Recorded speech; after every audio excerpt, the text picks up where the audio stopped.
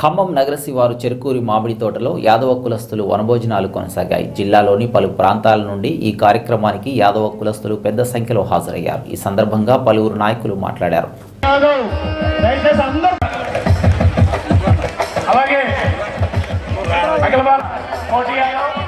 ప్రముఖ నాయకులు వారిని కూడా వేదికకి రావాల్సిందిగా సాధారణంగా ఆహ్వానిస్తున్నాం. స్వాగతాన్ని పులారావు కోరుతూ కనకబడి త్వరగా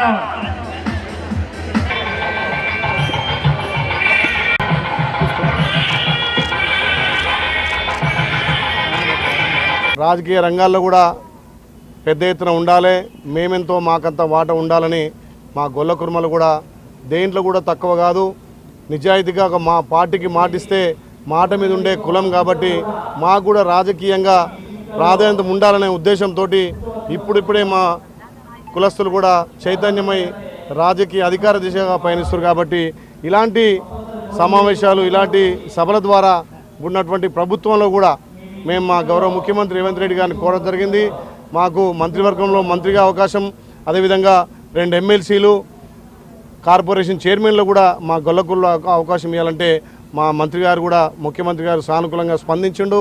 ముఖ్యంగా ఈ దేశ జనాభాలో 30% ఉన్నటువంటి మా గొల్ల కుర్మలు కూడా రాజకీయ ప్రాధాన్యత ఉండాలనే ఉద్దేశంతో ఇలా అన్ని రంగాలు, అన్ని పార్టీలు కూడా మమ్మల్ని ముందుకు తీసుకెళ్లాల్సిన అవసరం ఉంది.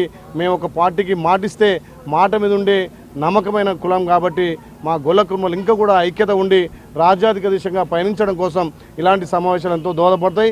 ముఖ్యంగా ఖమ్మం జిల్లా ఉన్నటువంటి మా మల్లిబాబు కానీ, మా నర్సయ్య యాదవ్ కానీ, అదేవిధంగా ఇంకా సింహాద్రి కానీ పెద్ద ఎత్తున ఈ వనమహోత్సవ కార్యక్రమం ఏర్పాటు చేసినందుకు వాళ్ళకు ప్రత్యేకంగా ధన్యవాదాలు తెలియజేస్తున్నాను.